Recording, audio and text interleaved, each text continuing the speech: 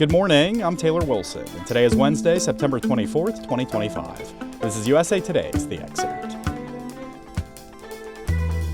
Today, how Jimmy Kimmel addressed viewers on his first night back after his show's suspension, plus backlash from some Trump MAGA allies over free speech concerns, and we recap the president's address to the UN General Assembly.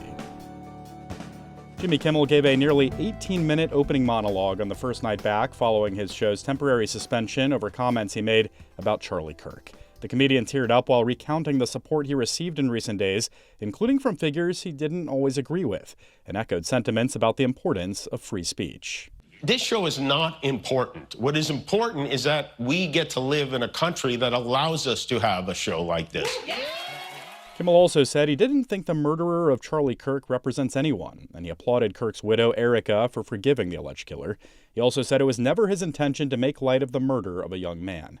Kimmel also criticized the FCC chair and his employer network ABC, saying he was not happy when they pulled him off the air, but was thankful he was welcomed back. Kimmel also called President Donald Trump a bully. Trump, ahead of Kimmel's highly anticipated monologue, took to Truth Social to share he was appalled by ABC's decision and insinuated he would file a lawsuit against the network. While Kimmel returned for some viewers, Nexstar and Sinclair announced they would still not be airing the show on their ABC affiliate stations. You can read more about Kimmel's late-night return and the context around it with a link in today's show notes. President Trump, meanwhile, is facing a rare backlash from a growing number of MAGA allies over free speech concerns. I spoke with USA Today White House correspondent Joey Garrison for more. Hello, Joey. Hey there. Thanks for having me on. Thanks for hopping on. So, Joey, just reset this Kimmel and free speech conversation for us. How was the Federal Communications Commission at the heart of this? And how has this idea of broadening the power of the FCC been pushed by the president and others? Yeah, so rewinding about a week ago, Brendan Carr, who's the FCC chairman who was appointed by President Trump, publicly threatened to take away ABC and its broadcast affiliates' licenses in response to remarks that Jimmy Kimmel made on air regarding Charlie Kirk's assassination. Carr talked about it not being in the public interest to have Kimmel on air saying the things he did. And so he really used the authority of the FCC to try to exert influence on what can and can't be said on public airwaves. And so shortly after that, we saw Nexstar, Sinclair, and then ABC itself indefinitely suspended Kimmel from the network. They, about a week later, backtracked, essentially allowing Kimmel to go back on air, which he did last night for the first time on Tuesday. But there's still a lot of unrest from the right about how Trump's FCC threatened ABC and networks over speech and what can and can't be on the public airwaves. Yeah, well, Joey, let's get into that. I mean, both in conservative media and from Republican lawmakers, we've heard some of these concerns. Who are some of the prominent figures, including many in the MAGA sphere, that have pushed back? Yeah, I mean, we've not surprisingly heard a lot of criticism from the left on this, from Democrats arguing this is censorship. But I think it's very noteworthy how we've started to see a lot more people we think of as MAGA allies of Trump saying that Trump is infringing on free speech here. You had conservative podcasters like Candace Owens and Ben Shapiro saying that the FCC shouldn't be making these sorts of threats. So then you had Ted Cruz, of course, a very conservative Republican senator from Texas, who on his podcast, really slammed Carr's remarks. He compared Brendan Carr to somebody out of the movie Goodfellas in terms of busting into a bar and saying, nice bar you have here. It'd be a shame if something happened to you. Cruz made the point that one day it's going to be a Democrat back in office and that the tides could turn against conservatives here. And, he said, quote, it might feel good right now to threaten Jimmy Kimmel, but when it is used to silence every conservative of America, we will regret it. Well, as for Trump himself, I mean, is he doubling down? How has he reacted to the backlash among some of his bigger supporters? I don't think we've really heard him in public remarks acknowledge that there is a backlash. Instead, he's really kind of doubled down on some of his earlier threats. I mean, he kind of cheered on ABC's initial decision to boot Kimmel off the airwaves and, in fact, threatened other late show hosts like Jimmy Fallon and Seth Meyers, saying that they should be next. And then he, a couple days later, said that, the FCC should consider revoking licenses from networks if they give unfair coverage to him. He's argued for a long time that he keeps coming up with this number of 97% of the coverage on some of these networks are negative towards me. He says that, that's unfair to have that on there. That he thinks that should be grounds for having their licenses removed. So if anything, he's really kind of doubled down to this point. Joey, as for this backlash, I mean, does this tell us anything perhaps more broadly about any MAGA rift, or is this really just more specific to this moment? Republicans and conservatives have long kind of prided themselves as being First Amendment absolutists and accusing the left of the ones who are, adopting cancel culture and are trying to dictate what is appropriate in terms of the public consumption. And now the tides have turned a little bit, and they're, I think, feel a little bit unsettled that the same things that they've long accused Democrats of, or they're seeing that now from their own leader and Trump. And so I think that's really alarmed some people on the right. I think that's why this has resonated with a growing number of MAGA voices right now. Joey Garrison covers the White House for USA Today. We have a link to this full story in today's show notes. Thanks, Joey. All right, thanks a lot. A jury yesterday found 59-year-old Ryan Ruth guilty of trying to kill Donald Trump on one of his Florida golf courses last year. He was convicted in federal court of attempting to assassinate a major presidential candidate, a charge carrying a possible sentence of life in prison. The 12-person jury also found him guilty of assaulting a federal officer and several weapons violations.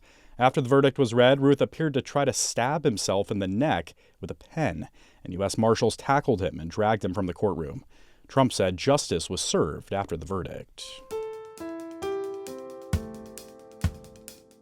The president yesterday addressed the United Nations, where he hit on issues from Ukraine to immigration. It's time to end the failed experiment of open borders. You have to end it now. See, I can tell you, I'm really good at this stuff.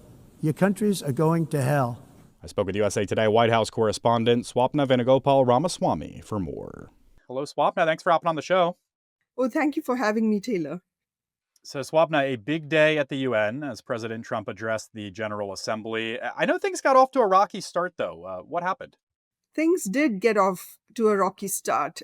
From the moment the president and the first lady, Melania Trump, got on an escalator at the UN. It stopped midway and then it started up again. And so as soon as he came into the General Assembly hall, he basically started his speech talking about that. And he said, if the first lady hadn't been in great shape, she would have fallen.